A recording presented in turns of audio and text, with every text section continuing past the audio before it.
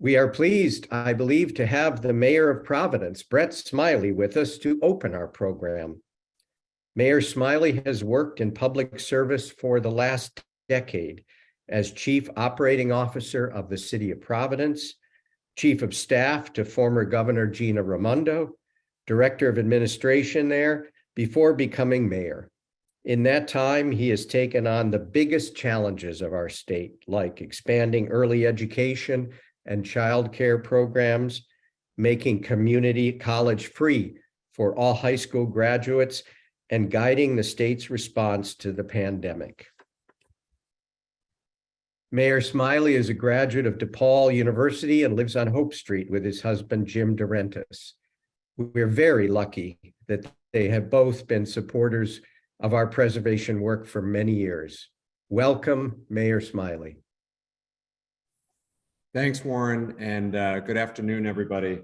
Yeah, exactly. I'm a card-carrying member of the Providence Preservation Society and proud to be so. I thank you for the invitation. I'm looking forward to the meeting. I feel a modicum of pressure given that the entire public school system and all of our infrastructure has been named to the most endangered list this year. So we've got a lot of work to do to be sure here in Providence. But I hope everyone knows that I have a very personal commitment, and indeed city government sees and acknowledges the incredible value of preservation, the unique quality of place that we have here, which is rooted in our historic architecture, our historic building stock. And I think, while not perfect, there have been so many wonderful examples and successes over the years, driven in large part by PPS, to preserve and then, when appropriately, adapt our physical building stock as part of what has made Providence so successful in the past several decades. I was last week, or I guess now a week and a half ago, at my first U.S. Conference of Mayors meetings representing the city of Providence, and it is absolutely true that our reputation for those outside of Providence is rooted in our moniker as the creative capital, but also is universally viewed as one of the most architecturally interesting and significant cities, and people would come up to me regularly, which is such a great source of pride. I want to applaud and thank Brent and the board over the last couple of years for expanding the reach and the kind of intentional focus of the society beyond the East Side, beyond downtown, with much more neighborhood engagement throughout the entire city of Providence, which has been such a positive and significant evolution of PPS, and know that I remain your partner in that. There's several important things coming our way this year and in the years to come. Most notably, we'll be reviewing and updating the city's comprehensive plan this year, and I look forward to real engagement and partnership with PPS through that process to make sure that updates to our zoning code are done in a way that continues to value the building stock that we have and facilitate their economic viability into the years to come. There are quite a few new members of my administration that have either joined or will be joining, and know that we're looking for people that share our same values to preserve the quality of place here in Providence. I've had a particular focus on increased investment and promotion of tourism here to our city, and our cultural and heritage tourism is something that will be front and center in that. If you don't know, we have hired a new director of arts, culture, and tourism, which is Joe Wilson Jr., who many of you might know as a former resident acting member from Trinity Rep, is the city's new arts, culture, and tourism director. We are in the process of hiring a new economic development director and a new planning director, all of whom will be important partners in this work. We're also hiring a new member, a new director of inspections and standards, which is the head of the building department, which is so important, on this year's list. And because I've been around for many of the most endangered releases over the last decade and a half, where we see the risks coming from either neglect or disrepair, to ensure that our building code is being enforced, that demolition by neglect is not allowed to happen, and that we hold property owners accountable, particularly when it comes to preserving significant historic properties. So I am excited to continue to be a champion and partner for your work. I look forward to the rest of the meeting today. I appreciate the invitation, Warren and Brent. Hopefully we all give a special round of applause to Brent for his hard work on behalf of PPS. He's a good friend and a terrific leader for your organization. And I'll turn it back to you, Warren, but thank you again for the invitation. And I'm going to stick around because I want to see the rest of the meeting. Thank you, Mayor Smiler. Those are very heartening remarks. Our format today is simple. After a short business portion with a report on the organization's activity, nominations to our Board of Trustees, and remarks by our treasurer, we'll present our list of 2023's most endangered properties and then hear from our keynote speaker. I would like to particularly thank our event sponsors, in particular, the Foundry Associates, who makes this program possible. We also recognize our other partners whose ongoing support has been especially meaningful and important this year. At this time, I call to order the 65th annual meeting of the Providence Preservation Society. We have determined that a quorum exists. We have over 100 participants, a wonderful turnout. Based on the registration, a quorum exists. To start us off, I'll ask Brent Runyon, our Executive Director, to share with us a look at our activities over this past year and a preview of what to expect in 2023. Brent? Thank you, Warren. It's a pleasure to see everyone, or to know that you're here at least. I can't see everyone, but I can see your names. Thank you for joining us tonight. I'm having a bit of a technological snafu, so I'm coming at you from video on my computer and audio on my phone, and I hope that everyone can hear me just fine. So what is there to say about 2022? First of all, it was an election year. For an advocacy organization, that always matters. It was also the third year of a global pandemic for everyone. That mattered a lot. But more close to home, it was our first full year of our strategic plan that we adopted in 2021. And that carried a lot of weight with what the organization did and trying to create new programs and initiatives. In so many ways, 2022 was a very full year, but 2023 proves to be just as exciting. So as I give you a little review of 2022, I'll include some things that are coming up this year. At the beginning of 2022, we moved our offices from the brick schoolhouse into Shakespeare's Head, just across the street, in preparation for the start of construction at the old brick schoolhouse. The construction was slated to run from around July to the end of November. And we all know how construction moves these days. So we now hope to be moved back into the building by May of 2023 with some exciting new interpretive exhibits that demonstrate the value of historic preservation, as well as the history of our neighborhood, College Hill, throughout its many centuries of habitation. The ever popular Winter Bash resumed after a hiatus in 2021. And it was quite frigid in the old trolley barn off of Broad Street. This year, we hope to have better heat and a large crowd as we continue in a place yet to be announced, but one of our top endangered properties. The theme will be Through the Looking Glass, and it's going to be on March 4th. We hope to announce the venue very soon, but tickets are on sale. We hope to see all of you there. Our Festival of Historic Houses was enjoyed by hundreds of people as they toured lovely homes on Keene Street and Lloyd Avenue. Two highlights, in my opinion, were the welcome venue at the Christian Science Church. where their organist played for our attendees, and David Franklin's exhibit on the restoration of his home's windows. David participated in our two-day window workshop in 2021, and he promptly put his newfound knowledge to work restoring all of the windows in his house in about 1 year. So kudos to David, and thank you for sharing your knowledge and experience. Angela Condon and Kate Blankenship, who you all know well, as PPS's energetic and dedicated development team, work diligently to manage the bash and the festival, even as they ensure that PPS has the necessary funds for our educational and advocacy work. They also work closely with our stellar volunteers, Marlene Yang and Ellen Brazilius, to produce Music in the Garden at Shakespeare's Head, a program supported in large part by the Mile of History Association. Planning for the 2023 series is underway, and I can't wait to see who will appear this year. Throughout last year, we worked closely with the South Providence Neighborhood Association on an initiative to help PPS navigate our future work in that neighborhood. Kelsey Mullen, our brilliant director of education, led the effort, and we'll report more about that in the months to come.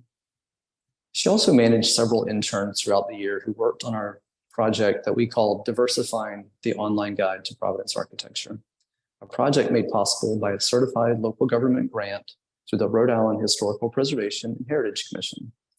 The project resulted in 40 new or embellished guide entries that more fully tell the story of Providence's historic places. These two properties that we see on our screen, for example, were the homes of Manuel Carino Lido and John F. Lopez, two important Cape Verdean civil rights leaders, labor organizers, and business owners during the 1930s and 40s. Together, they formed local chapter 1329 of the International Longshoremen's Association, which was the first union in New England with a predominantly Cape Verdean membership. Kelsey also oversaw the work of Aaron Alstrom, a temporary employee who led a year-long effort to bolster our trades training program. That work led to our decision to launch a comprehensive program to teach both homeowners and renters, as well as those already involved in the construction industry, the skills that will help preserve more of our city's architecture and improve the health and safety of its residents.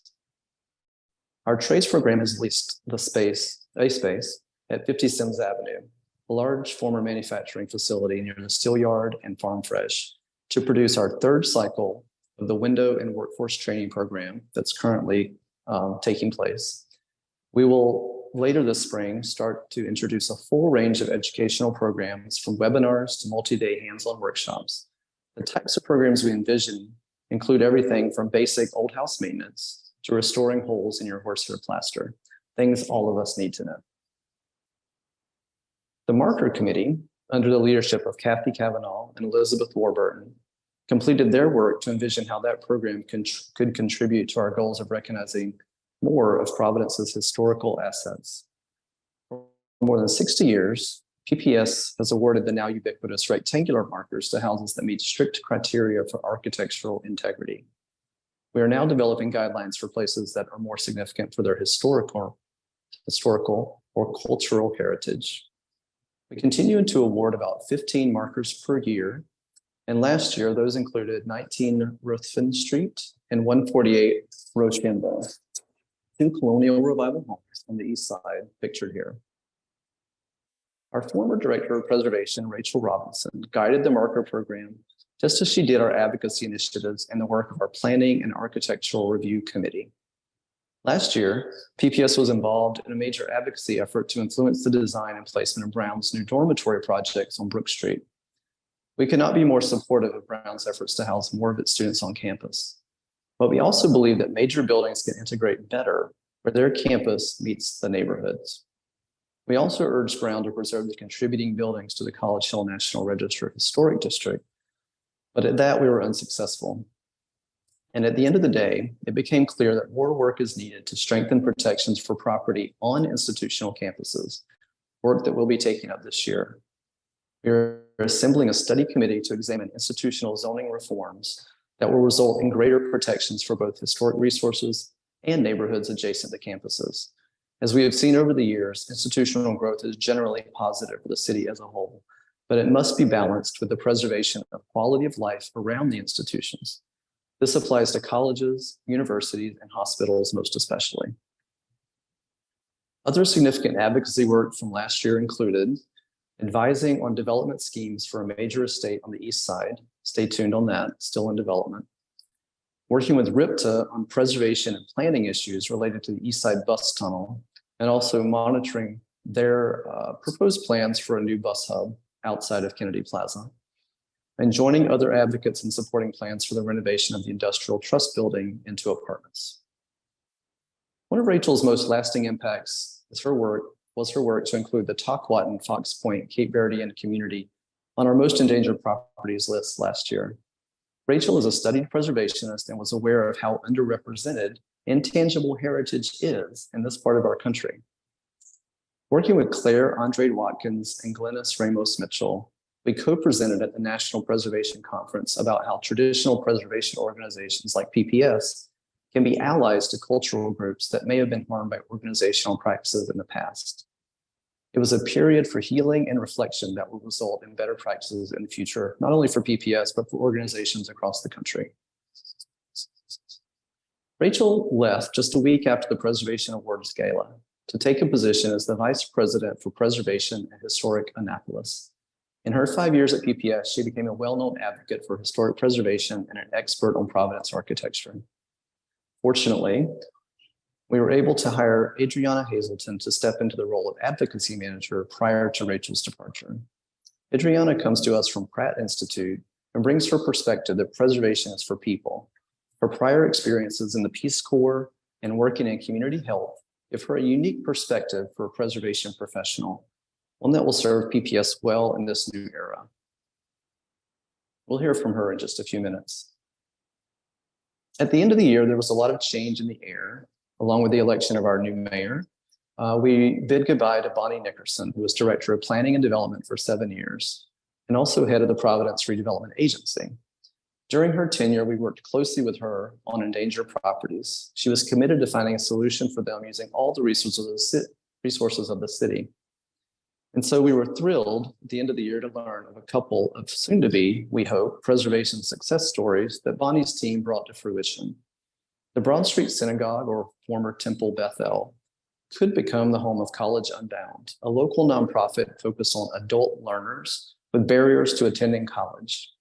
And the mighty Atlantic Mills, located in Olneyville, was purchased by the redevelopment agency and will be repaired and maintained as homes for the scores of businesses that currently lease space there, helping maintain the vibrancy of that section of Providence. So there was a lot going on last year, and I mentioned a few things happening this year. There are some dates that I would love for you to save, including on March 4th, the Winter Bash, which I already mentioned. On June 7th and 10th, our Festival of Historic Homes and Gardens tour, which will be taking place in the southern part of Elmwood this year, centered around Adelaide Avenue. And in October, the Civil Rights Heritage Trail members trip that PPS is producing to my home state of Georgia and Alabama. Later this spring, not shown here, but we will also be hosting a national convening of the National Preservation Partners Network, of which PPS is a part, as well as the Campaign for Historic Trades out of Maryland. So we look forward to welcoming those two groups of preservationists to Providence to show off all the things that Mayor Smiley was surely talking about in this recent trip. Finally, 2023 will be a year of transition for PPS. When I moved to Rhode Island late in 2013, I was excited and motivated to step into the role of director for such an accomplished organization. Throughout the last 9 years, the relationships I've built through PPS and the work we've done together are among the greatest highlights of my career. It is with the spirit of appreciation and inspiration that I am announcing I've decided to step aside from my position at PPS later this year. I'm particularly proud that the organization has grown its assets in every way, including an incredibly capable staff, around a $2 million endowment, and a headquarters building that will serve PPS well into the future. In addition, PPS now has a stronger advocacy voice, and we made huge impacts on projects like the Industrial Trust Building, where we kept the building front and center in the political and public realm through advocacy, education, and data. The Cranston Street Armory, where we sat at the table for over 7 years with the state, city, and neighbors to develop a community-engaged process for the future of this significant neighborhood and state institution. The creation of a new local historic district on Cook Street, for which PPS organized and advocated for over a decade, so that the city would gain more preservation oversight on more than 80 historic properties on the east side, and preserving 5 historically important buildings on Brown's campus that were threatened by construction of a new performing arts center. The key to this success has been in PPS's ability to nurture strong relationships and trust with our longtime collaborators, as well as new and growing constituencies throughout our city. I can say with confidence that we have done important work in this regard, and because of this, we are at the right time for a transition. I'm excited to see how PPS grows and expands under new leadership. And I will be working with PPS transition team to support PPS's next chapter. And as I'll be staying in Providence, I will continue to champion PPS's work as a resident of this great city alongside many of you. For now, I simply want to thank you for generously welcoming me to this community and working with me throughout these years to make real change and important preservation impact a reality. It's honestly been the pleasure of my life. Warren, I'll turn it back over to you. Yes, Brent, on behalf of the entire board of the Providence Press, I want to thank you deeply for your steadfast leadership, your passion for preservation in Providence. We're sorry to see you leave, but we too are very proud of the work we've done together over these past 9 years. I'll have more to say about the transition and our search for a new executive director at the end of the meeting. Our next order of business is a report on the financial condition of PPS, which will be delivered by Board Treasurer Laurel Bowerman. Laurel?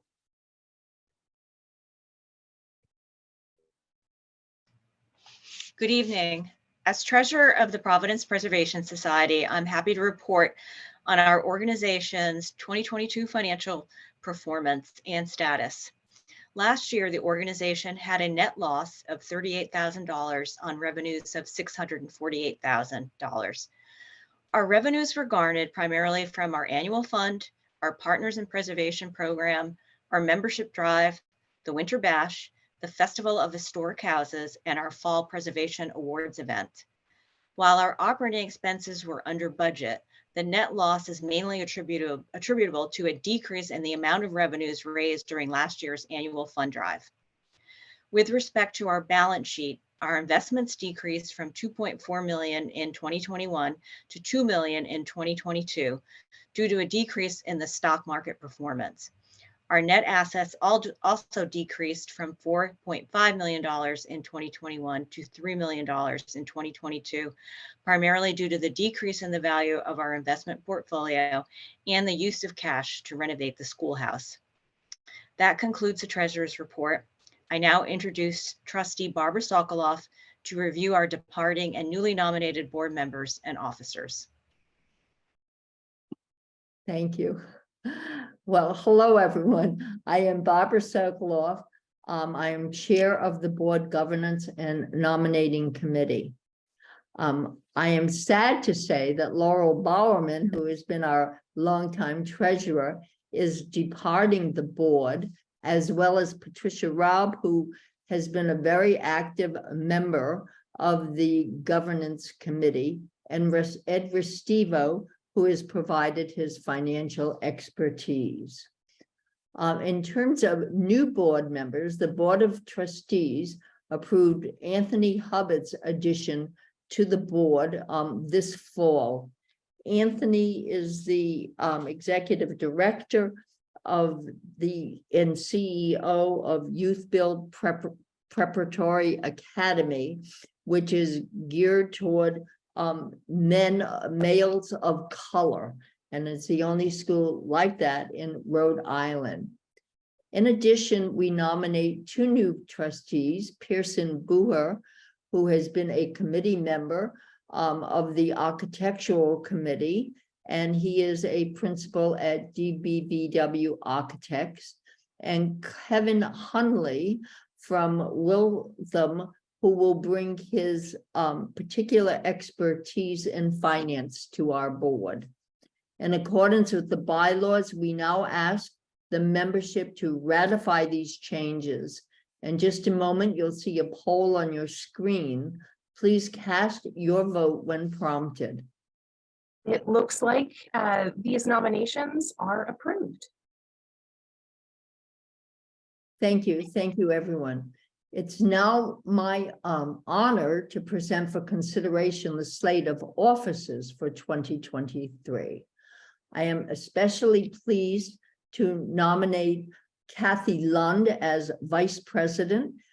Dr. Kathy Lund is a veterinarian by trade and by training, but very active in historic preservation and a member of the Historic Preservation Commission of the city. For treasurer, Kevin Hundley, who will bring his financial expertise to the board. And for secretary, Jared Sugarman, who is counsel at Citizens Bank. On behalf of the Board of Trustees, I move that the 2023 slate of offices be approved. And I think we will go through the same process for this approval.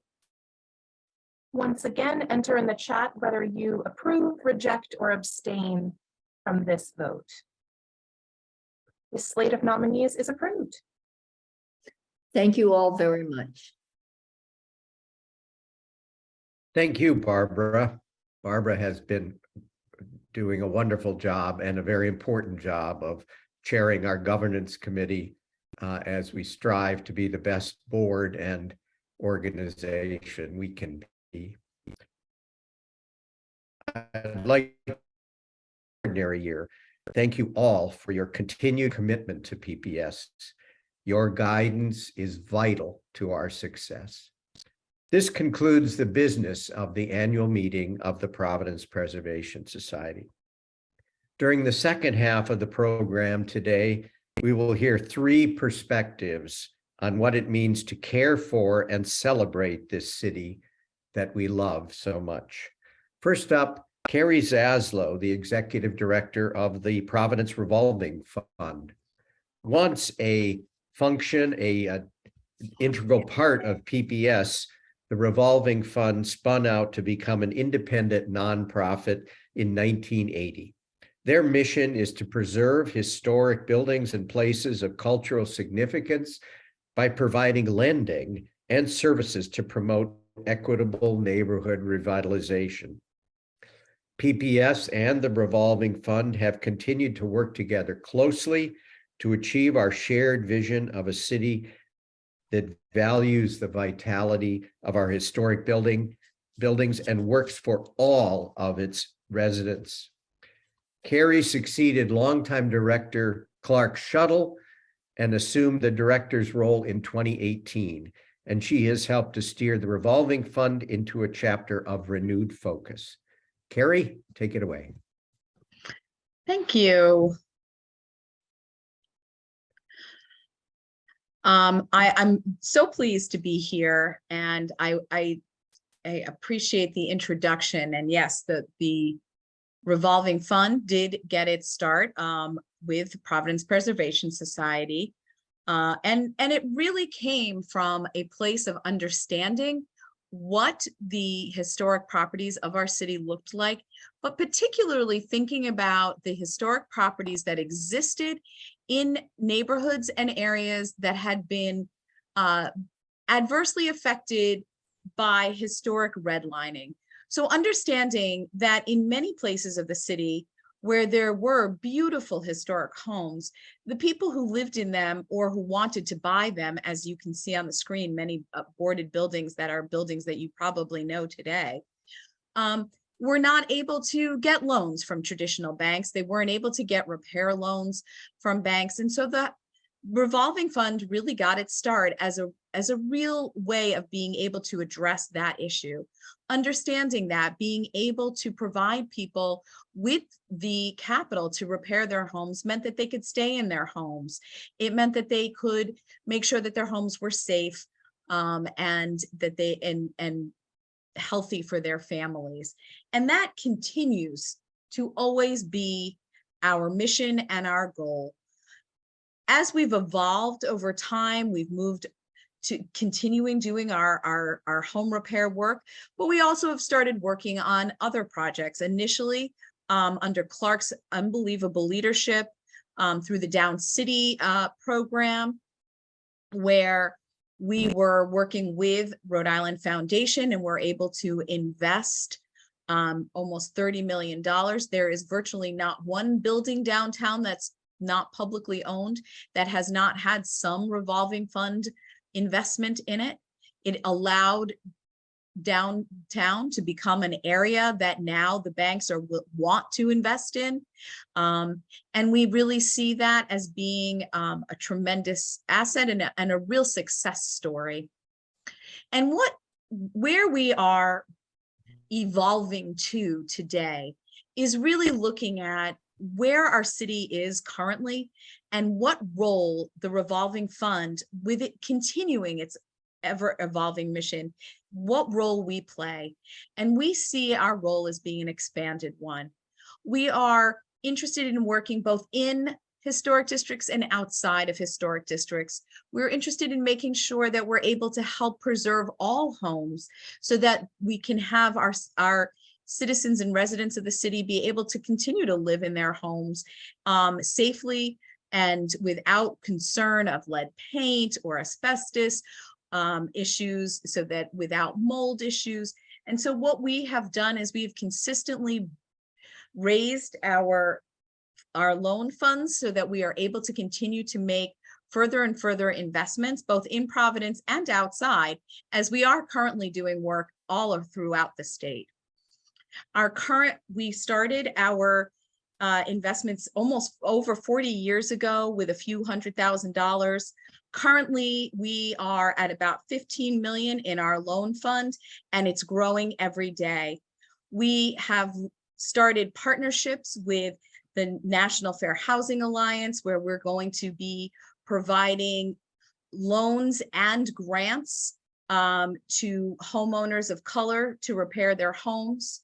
We are going to be working with the Department of Inspections and Standards on code enforcement. I was happy to hear the mayor speak of that. We consider this to be a tremendously important program as we move forward through the next 10 years. And we are consistently increasing the amount of capital that we have to invest in affordable housing. We have wonderful structures throughout our city that, through some adaptive reuse, can be reused and provide housing for all of our residents that are especially effective for any resident to have a place to live that they personally can afford. We know that residents throughout the city are severely cost burdened. Housing continues to be expensive across multiple different income levels. And we are really committed to making sure that we are able to find effective ways that we can invest in the city, invest in housing, and create those units. We have been working throughout the last 2 years, raising what we call our Opportunity Investment Fund. That fund is a $10 million fund as in its start. It is a pool of both private, philanthropic, and public funds. We have been able to leverage that to receive several awards from the U.S. Treasury that has allowed us to grow that fund. And with that fund, we've invested over $9 million, created 736 units of housing from everywhere from Tiverton to Woonsocket, but still with the vast majority of our investment in Providence. We are pleased to continue to partner with the Providence Preservation Society on all of its work, and we continue to want to work to invest in the historic properties and areas of cultural significance throughout our city. And thank you. Warren, back to you. Thank you, Carrie. That was very informative and heartening, again, as were the mayor's remarks, to hear about those organizations investing in our city. And now I want to introduce Adriana Hazelton, our new advocacy manager, who many of you will be meeting and hearing for the first time. Adriana coordinates our advocacy efforts and will now announce our list of the 2023 most endangered properties. Adriana? Hi, thank you, Warren, and good afternoon, everyone. We use this annual exercise of the most endangered properties list to hear from the public about what properties mean something to them, to their neighborhoods, and to connect with property owners of threatened or vulnerable places. In the last year, we haven't had any significant losses on our 2022 MEP list, but we haven't had any clear wins either. The Urban League property is now in the hands of the Providence Redevelopment Agency with no guarantees for the building to remain. The Prince Hall Masons Lodge is on its way, but there remains much to be done and monies to be raised. And the Broad Street Synagogue, a repeat member of our list, has a redevelopment plan with the community organization College Unbound. We hope to see these places along with their 2023 nominations saved this year. And now on to the 2023 MEP list. First, we have our beloved Industrial Trust Company building. With all of the exciting activity surrounding Superman in 2022, we hope that this is the last time we include this building on our list. With a tax stabilization agreement in place, it looks like construction plans may finally be underway. In the meantime, this is our final opportunity to make suggestions that create design interventions for the public interest and access, to advocate for expanded workforce housing, and to apply pressure to ensure that this reuse plan is a successful one. The Asa Messer Elementary School is not quite abandoned, but it certainly feels that way. It no longer functions as a public school due to deterioration-related safety hazards and is currently lightly used as city storage. As a contributing building to the West Broadway and Armory District and a historic community resource, we'd love to see this building restored and renovated, whether as a public school or not. This fire station, located in the Wayland Historic District, was decommissioned in 2017, with the city citing a shift in demographic needs. Essentially, there are more fire stations than fires in the area. This is a comparatively recent vacancy compared to many others on the list, and for reasons unrelated to the building's condition itself. So transition to its next use should be achievable. The Providence Gas Company Purifier House has seen over a century of change on the waterfront. Today, the challenges to redevelopment that it faces are a reflection of the social and environmental injustices experienced by the South Providence community. Noxious gases, air quality concerns, and predominance of heavy industry adversely affect the life and health of community residents. Currently, the Racial and Environmental Justice Committee, the People's Port Authority, and Sustainability Providence have partnered together to reclaim the waterfront here for community use. And we hope that this building can become part of that vision. The Rideout headquarters and garage made this list 5 times after it was listed within the Industrial and Commercial Buildings District, and once the Rhode Island Historic Preservation and Heritage Commission stated that it was potentially eligible for the National Register in an attempt to motivate its restoration. Since its last listing in 2015, this has not happened. We are hopeful that since its more recent sale in 2019, that the new owner is open to restoration. 115 Harris Avenue, originally the standardized wholesale liquor company, and most recently a series of nightclubs, suffered a fire last year. This uniquely shaped building, flush to the railroad track with a chamfered corner, is the only remaining portion of the Brown Island Field Company warehouse, and one of the only remaining warehouse structures in the former Provisions Warehouse District. The original warehouse was placed on this list in 2010, but the HDC approved its demolition later that year. We hope to see 115 Harris restored and ready for use in 2023. The Urban League building was on last year's most endangered list, but this year we have listed the entire property. Whether the building will remain has yet to be determined, and redevelopment efforts are now under the purview of the Providence Redevelopment Agency. There have been promises made to keep the South Providence community's desires and interests in mind. Follow through with these intentions is needed to preserve the site's historic and social significance to the neighborhood. PPS wants to ensure that whatever the outcome, that the Urban League's significance to the community remains legible and integral in its revitalization.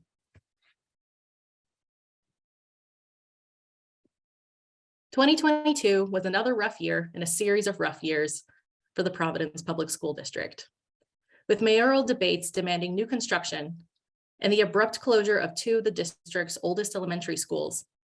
The age of our school buildings has been sometimes positioned as the primary obstacle to fixing a troubled school system. The physical condition of the schools is not simply a matter of age, but rather a symptom of decades of disinvestment in public education. Virtually all school buildings in Providence, regardless of age, are facing serious issues due to years of deferred maintenance. Students and faculty deserve serious, sustained investment in their educational needs while honoring the role that historic neighborhoods play in the formation and cultivation of community history, identity, and pride. PPS advocates for the restoration of our public school buildings to create a modern and dignified educational environment and to preserve communities in place. 2 years ago, we listed all of Providence on this list to call attention to our vulnerabilities in the face of a changing climate. This year, we'd like to highlight a symptom of climate change and how it's impacting our historic city. Last year's Labor Day flooding after a long summer drought demonstrated the dangers that heavy rain events and flooding pose to Providence's architecture and infrastructure. But even small amounts of rains can cause nuisance flooding in neighborhoods across Providence on a regular basis. Holistic adaptations and long-term infrastructure improvements and investments are necessary to mitigate devastating and predictable outcomes. And that's our most endangered properties for 2023. Please check out our website for more on this year's 9 properties, both on the history that they represent and the threats that they face. Thank you. Thanks, Lauren. Hello, everyone. My name is Kelsey Mullen, and I serve as the Director of Education for PPS. I'm just briefly popping out from behind the Zoom curtain to introduce today's keynote speaker, Mike Ferguson. While we all spend our days thinking about architecture and the historical development of Providence, it's always our hope to spark that same enthusiasm in others. It's in part to share the workload, but also because we're able to tell better history with more people involved in the effort. So we were thrilled to see another architecture nerd emerge on the horizon a couple of years ago. Since the first posts in late 2020, PVD Now and Then has become a reliable and creative resource for unexpected urban views and understanding how Providence has changed over time. Mike Ferguson is the citizen historian and storyteller behind PVD Now and Then. It's his interests and voice that drive the direction of the account, and as a relative newcomer to Providence, Mike helps us see the city through fresh eyes. We've been impressed with his historical rigor, committing to getting just the right shot, and the sheer volume of content he produces each week. It's stunning to us as a team of 5. His account is a little history, it's a little architecture, and a lot of walking around. The result is some truly excellent photographic storytelling about the city's past and present. To pay the bills, Mike has held a variety of marketing and communications jobs in the coffee industry over the last 25 years, and is currently chief storyteller at Kavoya Specialty Coffee, an importer with offices in the Tilden Thurber building downtown, which we love to see. His writing has appeared in numerous coffee trade publications over the years, including sprudge.com, where you can find recent articles such as Remembering Erna Knudsen, Coffee's Feminist Pioneer, and The Mystery and Majesty of Coffee Milk. A Californian most of his life, Mike moved to Providence in 2019, where he and his family happily occupy the converted attic of a Queen Anne on the city's West End, where there's a castle at the end of his street. And Mike's here with us today to share a little about what he's learned time traveling in Providence. So welcome, Mike. So hello, everyone. I'm happy to be speaking with you today. Thank you to the Society for the invitation. Like most of you, I'm guessing I belong to the cultural subset Providence Nerd. So this is a special treat for me. First, a disclaimer. Some of you might remember a cough syrup commercial from the 80s. featured a soap opera actor saying, "I am not a doctor, but I play one on TV." Well, I am not a historian, but I play one on Instagram. I understand the term as citizen historian, which I like because I take that to mean civilian. So if I am to academic historians as a hang glider is to a fighter pilot, citizen historian works for me. Just a little over 3 years into my Providence journey, I'm not always as well versed in the history of Providence as I'd like to be or aspire to be. So I'm happy to be held to the standard of citizen historian. With that in mind, perhaps the hardest part of preparing this presentation was deciding what audience I would speak to, assuming there would likely be people here who know more about the built history of Providence than I will ever know, and people who have just started learning. So I decided to speak to the 2019 version of myself, if that makes sense. I've got some scripted content to start, obviously, but once we start getting into a lot of photos, I'll be trying to get through as many as I can, because I assume that's mostly why I'm here. For those of you who may not be familiar with my Instagram account, PVD Now and Them, it's very simple and not very original concept. Post a current photo and a historic photo of the same building or street scene. PVD Now and Then is technically my Instagram account, but I usually feel like the manager or caretaker. I'm happy to take credit for the work involved, and it does take work, but the content is essentially found content. And it almost has nothing to do with me or my personality or talents, such as they might be. I sometimes think the only skill I bring to PVD Now and Then is the ability to stare at old photos for hours and hours.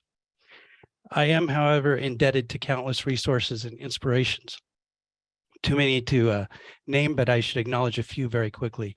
Woodward's Guide to Providence Architecture and Lost Providence by David Brissett were both seeds for PVD Now and Then, even though Woodward is now 20 years old, excuse me.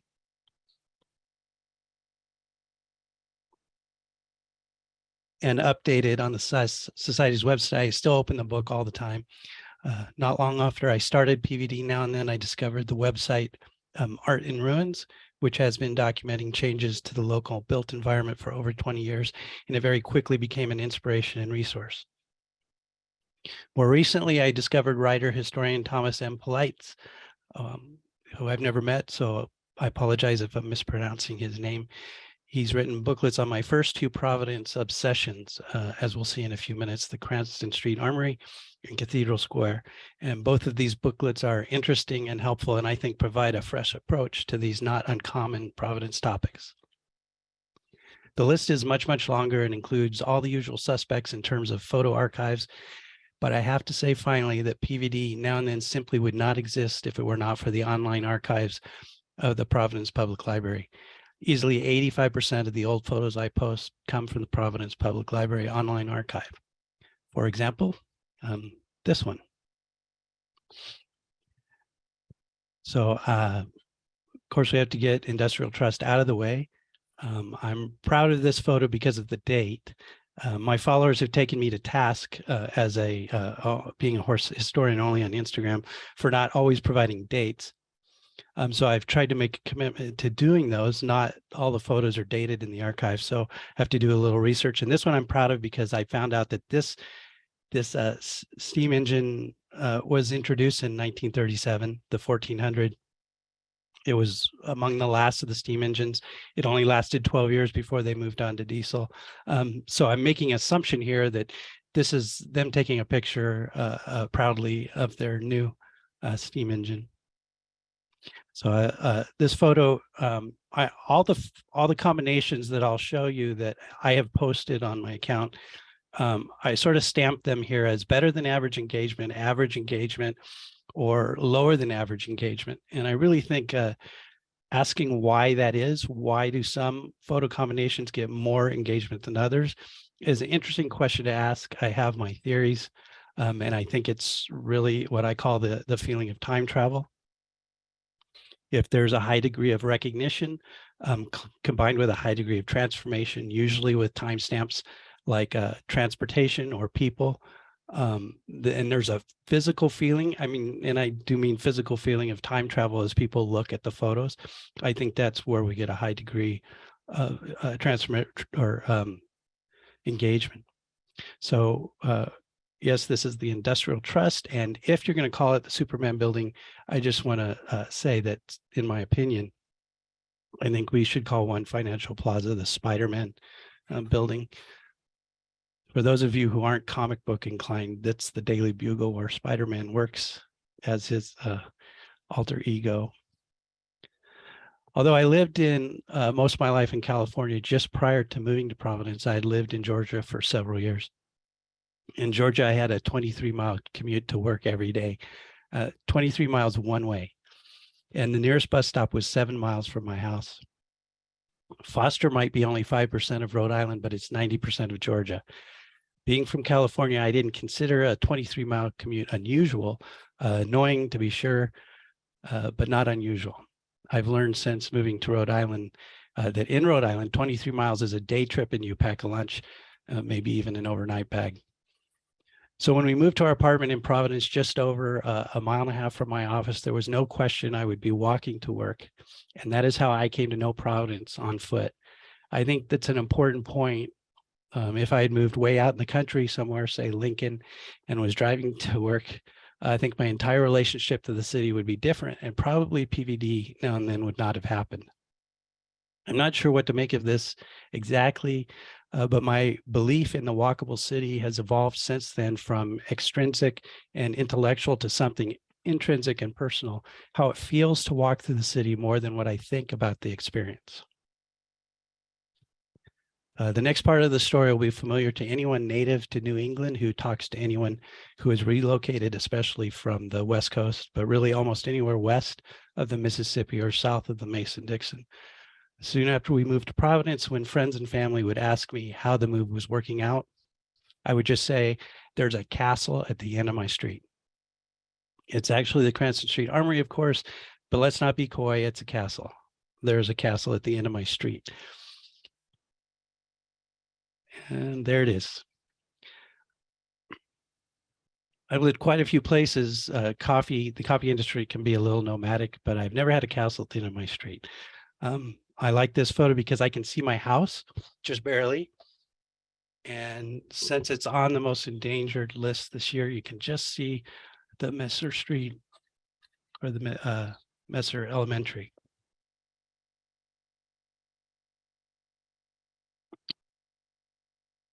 Excuse me. I also like this photo because it gives you an opportunity, us an opportunity to look at buildings that are no longer with us.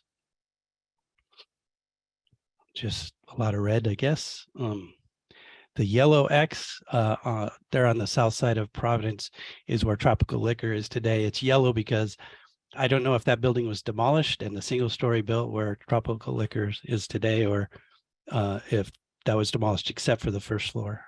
So sort of left that yellow. There we go. So let's spend a little time with the Armory since we're here. So this is a post I've done. This got lower than average. This is because there's little identification with the building that was there before. People don't identify with the building. Nobody remembers the old white mill, at least nobody that's looking at my Instagram account. Previous to that, it was the garrison. It was involved with the Dorr Rebellion. So something like this will generally get lower than average engagement, which is fine. I don't, that won't change what I post. I'm going to post sort of for the record, everything that I come across just about. But this also absence, I don't have any photos in here that are like buildings that were turned into parking lots. We all know those, but those get very low engagement. People do not connect to absence. So like the Hoppin building on Snow in Westminster, if I were to post a picture, I have posted a picture of that, and then the parking lot, very little engagement, no surprise there.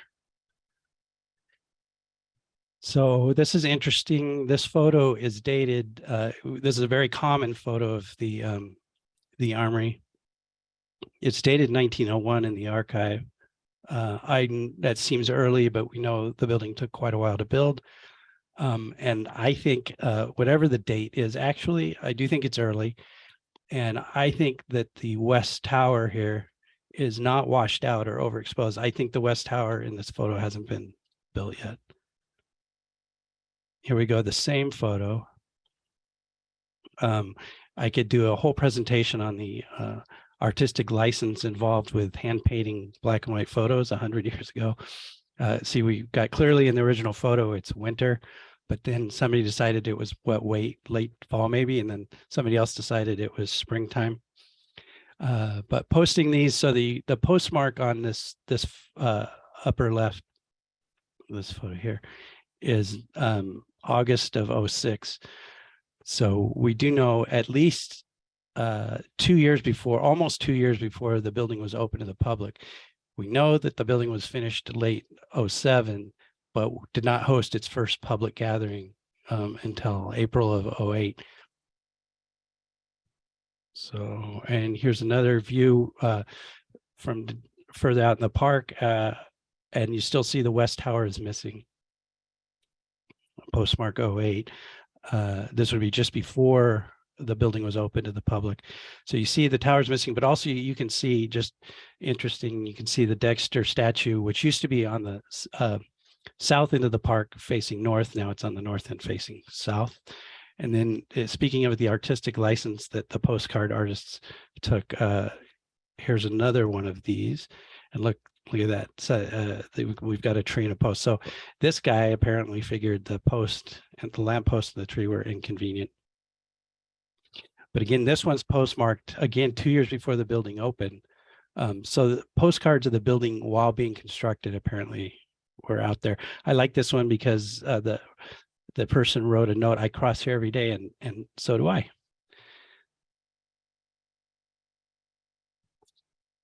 After, I don't have an exact date here, but obviously after we're finished with the construction at some point, I would, if you force me to guess a date, I'd say 1910. Here's a fire brigade working training out in the park proving grounds.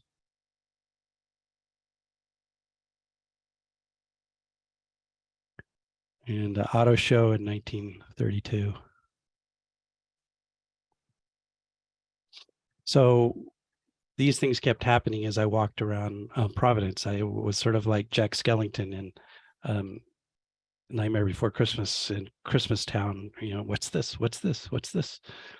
And my second obsession walking to work was Cathedral Square. Well, not Cathedral Square so much as St. Peter, St. Paul. I just sort of stood there dumbstruck, staring at it the first time I walked through on my way to work.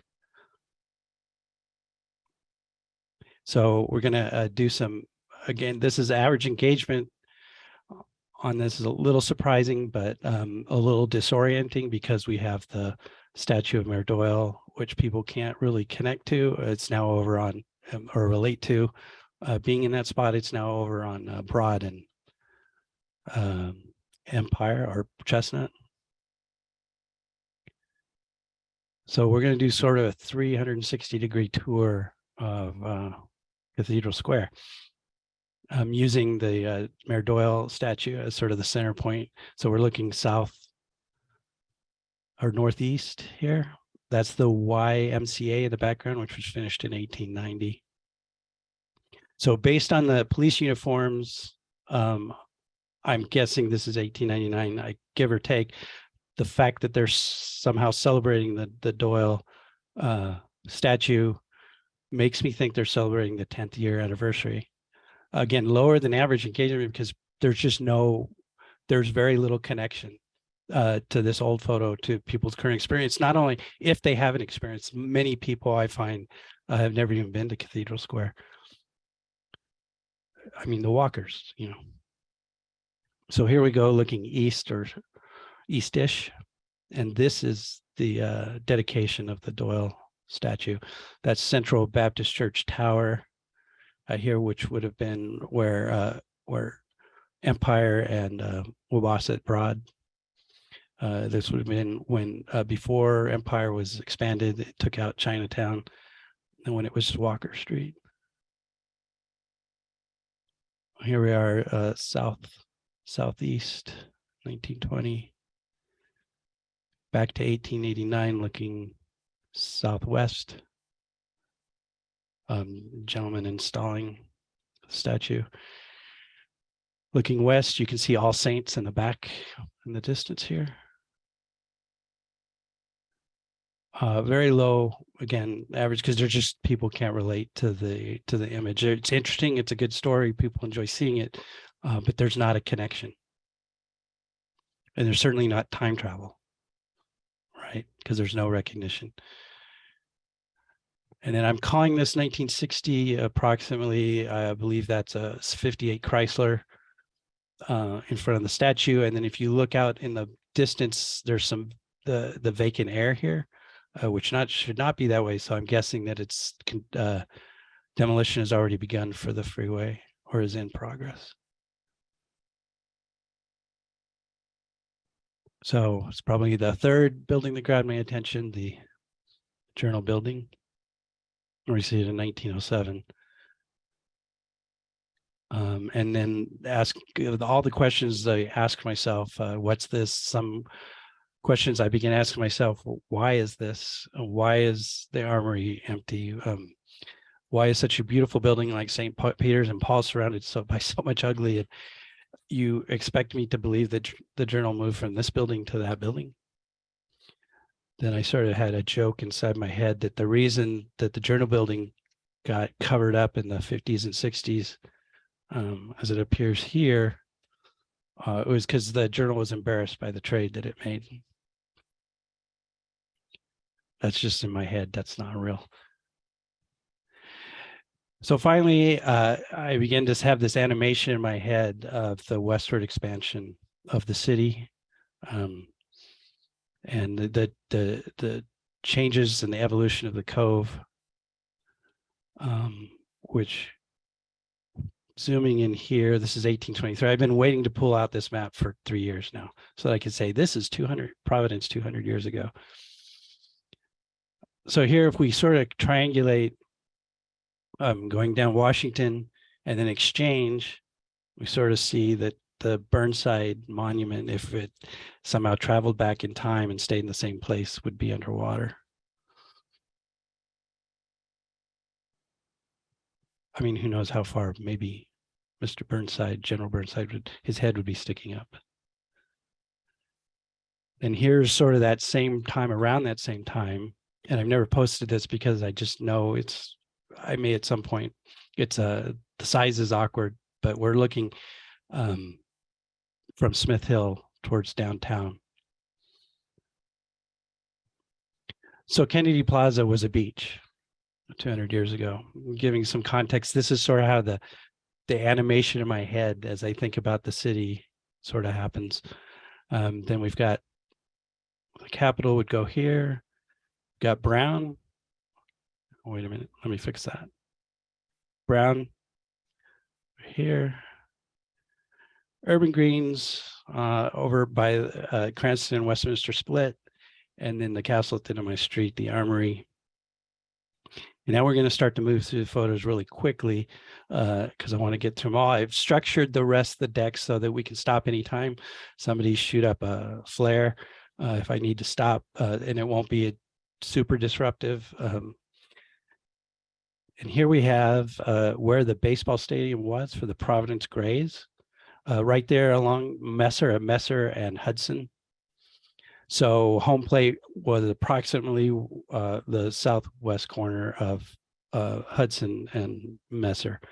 And Messer's Street's been there for a long time, longer than 200 years. I think we all know that Westminster and Cranston have been around different names going all the way back to when they were just trails.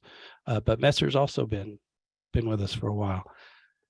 Anyway, the baseball stadium, the trolley they had a trolley line that you could always go down Westminster to Olneyville.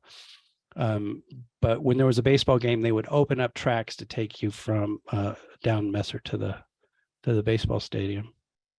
And here they are, the Providence Grays in, let's see, 1875. So I like this set because the building in the background is still with us.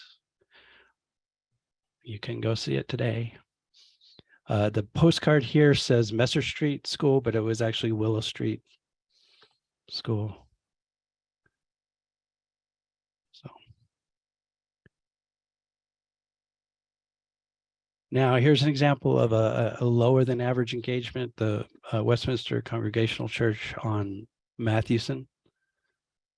I think everybody that's interested in architecture in Providence knows that you can cross the street in the parking lot and still see the top of the building here, but there's just, it's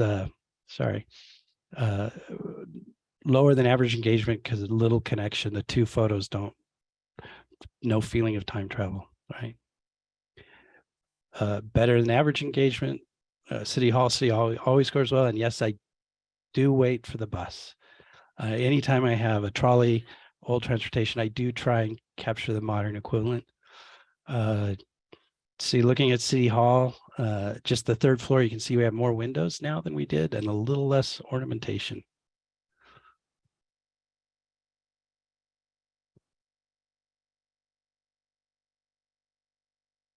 Okay, Merchants Block.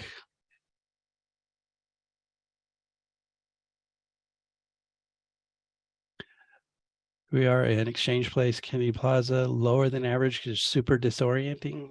Interesting, great story. You can see the Biltmore in the background. By this time, the soldiers and sailors would have been in the middle of Exchange Place, where it lived for a while. Sorry. Better than average, something that people are very familiar with.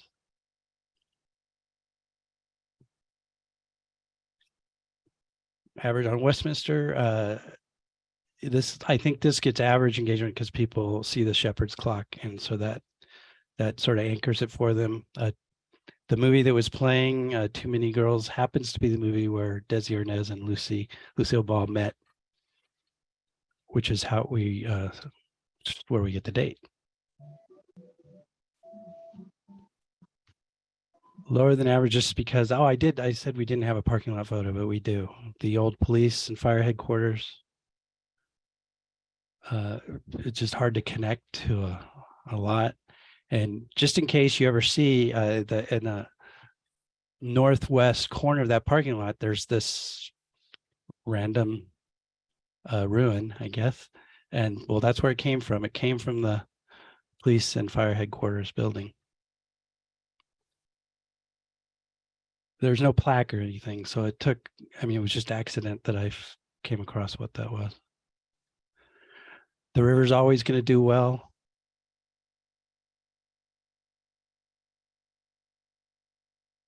This guy, always got to do this guy. So he's walking in front of the Crown Hotel, which is basically where the Snowden Hall is now.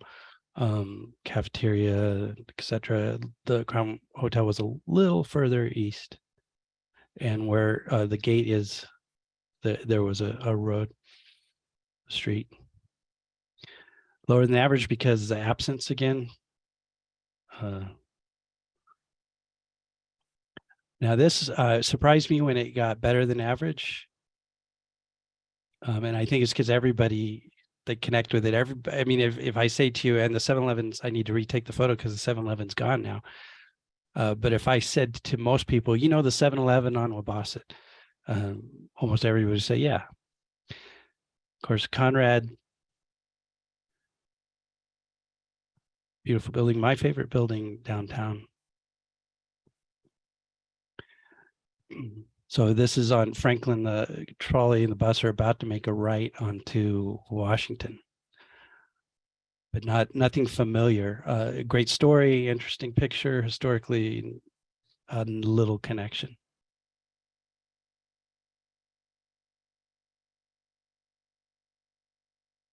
Turk said, always popular. And this is 1912. Here, this banner is a campaign flyer for banner for TF Green.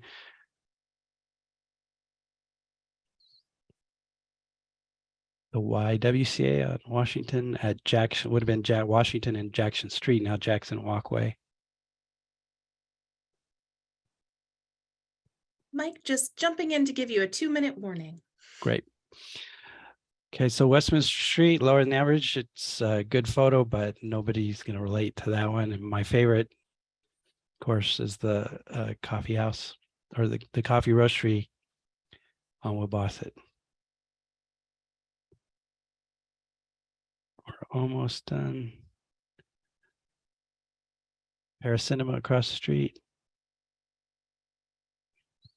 This house on Hidden, which is very popular, but in the background you can see the only Street Baptist Church, which moved to a modern building further up the street. Flood photo.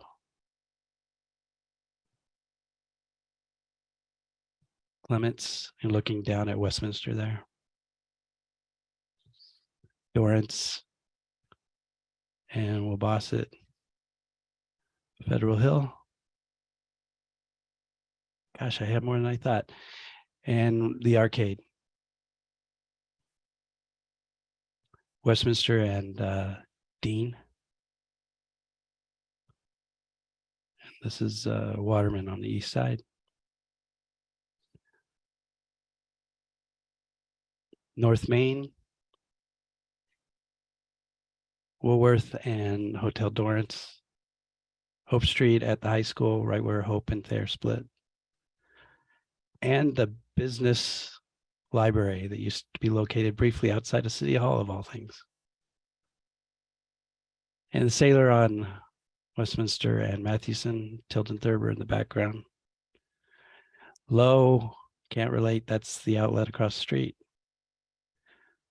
Unexpectedly high engagement with Fulton Alley, looking at Union. And there. So extra credit slides in case I was finished early, but you don't get to see them because I didn't finish early. Thank you very much. Thank you, Mike. It's hard to believe that you have only been in Providence for 3 years. You know the city and your cardinal directions and landmarks better than most, I would say. And we, folks can always find you at PVD now and then if you want to continue the conversation, ask follow-up questions, geek out about your favorite Providence buildings, and so on. Thank you once again, Mike Ferguson, for joining us today. And I invite Warren Jagger back to the podium. Thank you, Kelsey. And thank you, Mike. Very interesting and surprising often. So before we close, I again want to express my sincere gratitude for Brent's leadership. He raised a strong voice for historic preservation and thoughtful new development in Providence, and PPS is stronger because of his tenure. As to the transition, a search committee has already been formed and is organizing a plan of wide outreach, both for great candidates and input from our stakeholders, of which you, our members, are most important. Expect an email in your inbox shortly after this meeting with more information and a dedicated email address for you to offer feedback and suggestions as we look toward a bright future for PPS. Thanks to all of you for joining us at this annual meeting, and we hope to greet many of you at this year's upcoming events. I wish you a good evening.